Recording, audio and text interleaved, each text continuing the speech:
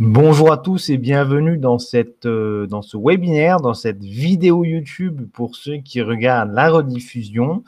Donc, bienvenue sur la chaîne YouTube de Scout en Bourse. Ce soir, on va parler de trading et d'investissement.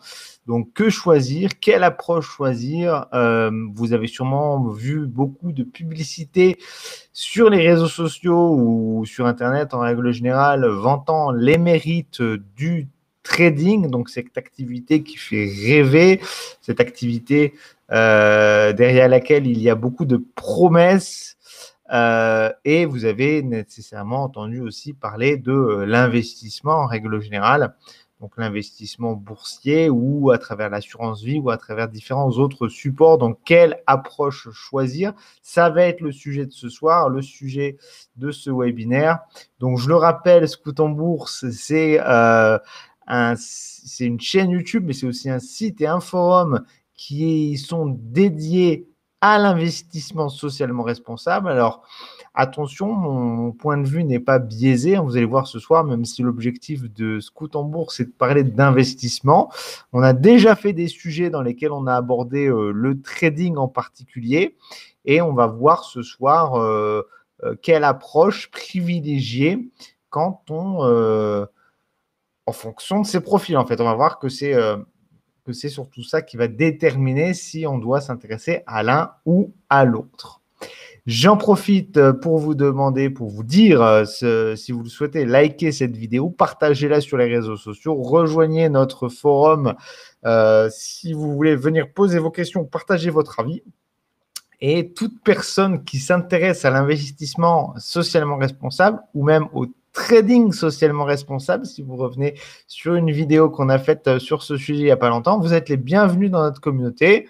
Tout est gratuit, c'est quelque chose que je fais sur mon temps libre. Je partage cette volonté avec toute personne qui le souhaite de promouvoir l'investissement socialement responsable, d'apprendre ce que c'est, d'apprendre à investir correctement et de façon responsable. Voilà.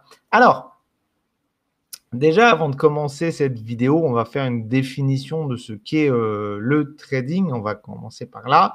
Donc, le trading, c'est quoi? Le trading, c'est une activité. Alors, c'est vrai qu'on s'imagine que ça peut être une activité d'investissement. En fait, je préfère vraiment définir le trading comme une activité commerciale. C'est-à-dire qu'on ne va pas comparer le trading à de l'investissement, mais on va comparer le trading à du commerce. Donc, de la même manière qu'un commerçant qui a une boutique, une librairie qui vend des livres, il va acheter des livres à un certain prix, il va les revendre à un autre prix, il va gérer son stock, il va gérer ses dépenses, il va gérer ses revenus, il va gérer son business. Le trading, c'est un peu pareil. Vous avez des dépenses, vous avez des revenus, vous avez des achats, vous avez des ventes. L'objectif étant de vendre ce que vous avez acheté à un meilleur prix. Donc, c'est vraiment du commerce. Et c'est bien là la chose la plus importante qu'il faut comprendre, c'est que c'est une activité commerciale, principalement. Le trading, voilà, c'est à peu près tout ce que j'avais à dire sur le trading. À la différence de l'investissement, l'investissement, ce n'est pas nécessairement une activité commerciale. On ne va pas s'impliquer tous les jours sur les marchés. Si je peux me permettre de comparer l'investissement avec une autre activité, on va dire, alors, c'est pas tout à fait un bon exemple, mais c'est pas un exemple parfait, mais c'est ce que j'ai trouvé. C'est un peu comme un collectionneur. C'est-à-dire qu'on va être dans une démarche d'accumulation. Vous voyez, le trader, il s'en fiche d'avoir 100, 1000 ou 5000 actions. Ce qu'il veut, c'est avoir une certaine quantité d'actions qu'il va acheter à un bon prix, qu'il va vendre à un meilleur prix. L'investisseur, lui, il va accumuler. Évidemment, en ayant comme objectif que son accumulation de valeur prenne de la valeur, elle aussi, au fil du temps. Mais il y a vraiment cette notion d'accumulation. Alors que l'autre, le trader, lui, il est juste un commerçant. Voilà. Le but d'un investisseur, et moi, comme je me positionne comme un investisseur, je prépare on va dire par exemple ma retraite, hein, c'est un peu l'objectif pour lequel j'investis en bourse, et ben, j'accumule, j'achète des actions, j'achète des ETF. Évidemment, je les choisis en fonction de critères bien précis, notamment de critères ISR. Hein, vous revenez sur les notations ISR ou sur qu'est-ce que l'investissement socialement responsable, qu'est-ce que l'ISR, le SG. Donc ça, c'est des critères que j'utilise. Donc j'utilise quand même des critères. Hein.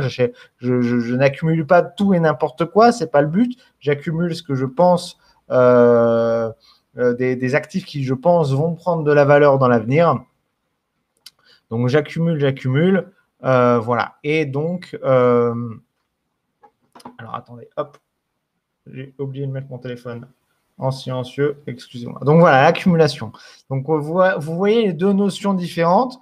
On est sur deux activités, l'une commerciale, l'autre d'accumulation. Et c'est très important dans le choix, quelque part, de l'approche que vous allez définir. Alors, on peut très bien faire, par exemple, du trading, une activité commerciale, générer un revenu avec ce trading et après investir une partie des revenus qu'on a générés avec le trading dans l'accumulation. Donc, les deux peuvent se combiner. Alors, un point important que j'ai oublié de dire en trading, pour casser un peu les mythes, si vous êtes un trader débutant, déjà, la première chose à faire, c'est de vous former, d'essayer de ne pas perdre sur les marchés, d'essayer de comprendre comment ça fonctionne. Et ça, déjà, ça peut prendre plusieurs années parce qu'il ne faut pas oublier que c'est un métier. S'il y a des traders qui font 5 ou 6 ans d'études dans des grandes écoles pour apprendre ce métier-là, ce n'est pas en 3 semaines que vous allez apprendre, vous, derrière votre ordinateur. Donc ça, déjà, c'est la première chose. Et ensuite, pour casser le mythe, parce que tout à l'heure, je disais, vous avez sûrement entendu parler du trading à travers des publicités sur les réseaux sociaux et sur Internet. Très souvent, ces publicités vous promettent de devenir riche ou vous promettent la liberté financière ou quoi que ce soit. Pour remettre les choses dans leur contexte, un très bon trader expérimenté, qui a de bons résultats, qui est régulier dans ses résultats, parce que ça aussi, c'est le plus important, et qui prend des risques mesurés, on va dire, va pouvoir espérer avoir une performance, allez, on va dire 30-40% par an, peut-être 50-60% par an vraiment pour les meilleurs. Voilà, donc ça, c'était un point important que je voulais préciser dans la définition du trading. L'investissement, évidemment, c'est de l'investissement, c'est une manière passive, plus ou moins passive, mais plutôt passive d'intervenir sur les marchés financiers. Donc, on va suivre en fait la performance que va délivrer les marchés. Si on prend la performance du CAC 40 depuis, je crois, les 30 dernières années, c'est plus 8% par an. Donc, voilà, vous voyez, d'un côté, on va viser 30-40, 40-50 maximum. De l'autre côté, on va viser 8 en moyenne. Peut-être un peu plus si vous êtes sur les marchés américains. Je crois que c'est un peu plus que 8% par an. Si vous optimisez votre portefeuille et si vous ne vous contentez pas simplement d'acheter un ETF CAC 40, mais que vous allez chercher peut-être des thèmes, des thématiques bien précises ou des secteurs d'activité bien précis, etc., vous pouvez peut-être optimiser à 10-12% la rentabilité de votre portefeuille. On a connu ces derniers temps des années assez exceptionnelles. Vous l'avez sûrement vu sur les réseaux sociaux, le portefeuille de Scout en bourse. Hein, on a un portefeuille, vous retrouverez le lien dans certificat sur le forum, hein, avec toutes les informations. Un certificat d'investissement Scout en bourse. Dans le forum, vous retrouverez toutes les infos. On a, sur les 12 derniers mois, fait une performance de 15%. Moi, sur mes portefeuilles personnels, j'ai fait une performance de 18% ou 19%. Donc, on est sur des années un peu exceptionnelles avec la volatilité qu'on a connue sur les marchés financiers, avec, je ne vais pas rentrer dans les détails, la Retail Army, l'arrivée de nouveaux participants sur le marché, les Robinhood, etc. Enfin bon, on est dans un contexte un peu particulier. Donc, cette année, on a fait une performance, j'ai envie de dire, quasiment 2 fois supérieure à ce qu'on aurait pu faire les dernières années. Voilà. Donc, tout ça pour mettre en balance ce qui va suivre. Donc, tout ça est une question d'objectif. Quel est votre objectif?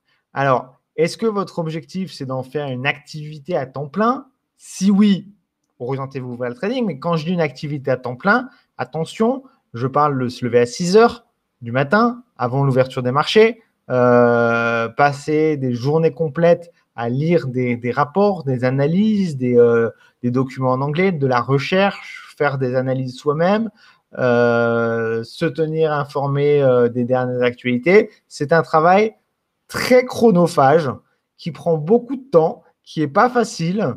Je ne dis pas impossible, mais voilà. Mais si vous voulez vous professionnaliser, pourquoi pas vous diriger vers l'approche trading. Si c'est juste pour optimiser l'argent qui dort dans votre compte épargne, dans votre livret A, si c'est pour avoir des rendements qui sont meilleurs, si c'est pour préparer votre retraite ou ce genre de choses, à ce moment-là, on va plus se diriger vers de l'investissement qui va nécessiter, on va dire, 1 à 2 heures par semaine si vous êtes vraiment très actif et que vous faites une gestion passive très dynamique. Hop là, pardon, je donne un coup dans le micro. Ça va vous consacrer 2-3 heures par mois si vous faites si vous avez une approche totalement passive. Voilà. Donc, deux objectifs très, très, très différents. Maintenant, on va se pencher sur un autre aspect qui est quand même important. C'est le rapport par rapport au temps qu'on va consacrer à l'une ou l'autre activité et les gains qu'on va en retirer. Donc, vous l'avez compris, entre le trading et l'investissement, à condition qu'on soit bon et dans ses décisions d'investissement et dans son activité de trading, parce que bien sûr, là, je vous ai donné des objectifs de performance, mais on peut prendre des mauvaises décisions d'investissement et finalement perdre de l'argent, hein, donc faire une perte. Et de la même manière, quand je disais 40-50%, 30-40-50% de profit par an en trading, on peut aussi faire de mauvaises années ou se planter et faire des pertes. Donc là, je pars du principe que tout va bien dans le meilleur des mondes. Donc le rapport temps-gain, vous l'avez compris, trading, ça va être environ 10%. Investissement, ça va être environ 10% par an qu'on va avoir comme objectif. Le trading, ça va être 40-50%, donc 4 fois, 5 fois plus. Par contre, le temps qu'on va consacrer au trading, comme je vous le disais, c'est se lever tous les matins, faire des journées de 8 à 10 heures devant les écrans, à lire, à faire de la recherche, à lire beaucoup de rapports financiers, etc. Ça va demander énormément de temps, vous l'avez compris, des journées entières, 5 jours par semaine, voire parfois le week-end pour préparer le dimanche, l'ouverture du marché le lundi. Donc, c'est extrêmement chronophage. Alors que l'investissement, vous allez pouvoir dégager 10%, 12% par an avec seulement quelques heures par semaine, voire quelques heures par mois consacrées à la gestion de cette activité. Donc, il n'y a pas photo.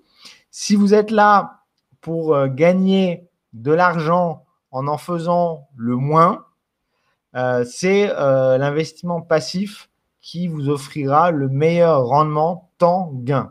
Si vous êtes là pour vous professionnaliser, c'est le trading. Voilà, tout ça pour faire le ratio entre le temps qu'on y passe. Donc, quelques heures par semaine ou par mois pour gagner 10-12% par an, 8 à 10 heures par jour pour gagner 40-50%. Voilà. Les ratios. Après, vous pouvez viser avec le trading de faire beaucoup plus. Vous pouvez viser de faire 150% par an. Ça sera avec une prise de risque nécessairement beaucoup plus importante. Donc, vous mettrez en péril votre activité commerciale. C'est comme si vous tenez un commerce, vous tenez un commerce, mais vous gérez votre commerce avec beaucoup plus de risques. Donc, vous pouvez faire faillite. Là, c'est pareil, beaucoup plus de risques. C'est une solution, mais même en faisant, si vous calculez 150% par an, vous vous retrouvez quand même avec un ratio temps-gain qui est quand même bien inférieur aux quelques heures par mois qui permettent de dégager 10% par an. Ensuite, il n'y a pas que le temps qu'on y consacre, il y a aussi le risque et le stress.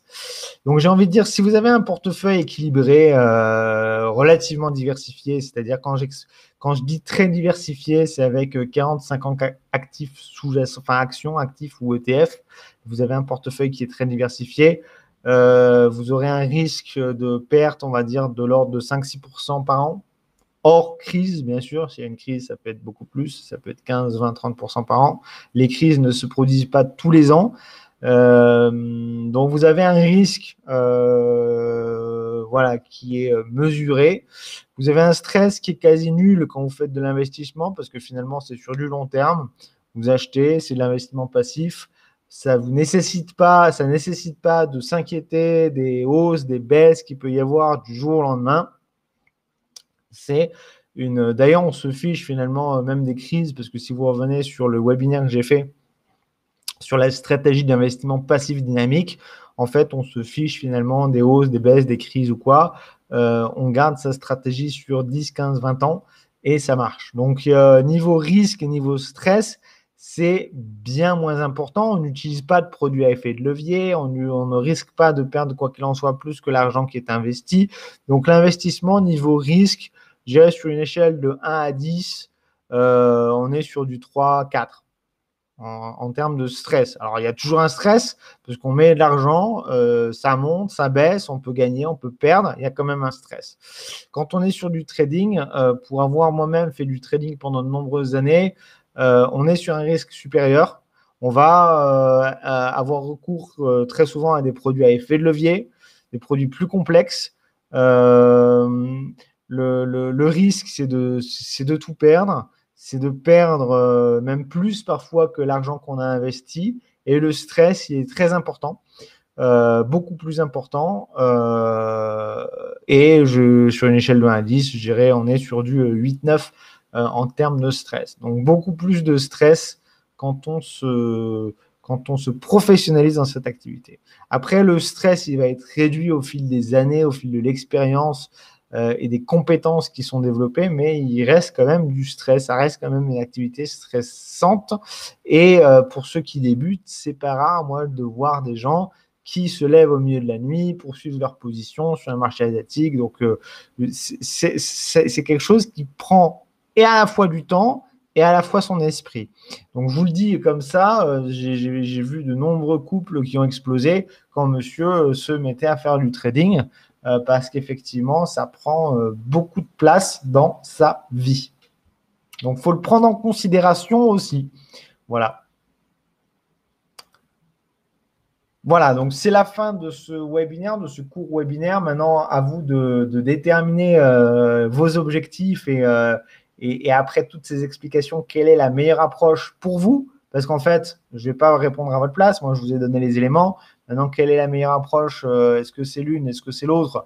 Est-ce que c'est les deux? Ça dépend de tout à chacun, bien sûr. Il n'y a pas de bonne réponse, c'est une réponse personnalisée. Si vous avez des questions, des interrogations, des hésitations, je vais poster cette vidéo sur le forum de Scout en Bourse. Donc, vous pourrez venir participer, poser vos questions sur le forum. Vous pouvez aussi poser vos questions en commentaire de la vidéo sur YouTube, bien sûr. Je vous souhaite à tous une excellente soirée et à très bientôt.